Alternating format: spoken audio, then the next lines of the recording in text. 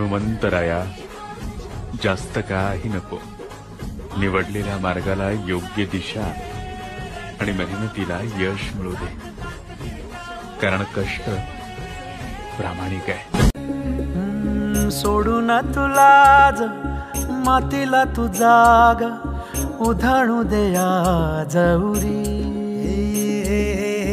उजाडू दे आज साकड हे माग होऊ दे पहाट नवी. आता होऊन जाऊ दे साऱ्या जगाला पाहू दे पडू दे पाऊल जरी काट पाया खाली टाकल्याला येऊ दे पडू दे पाऊल.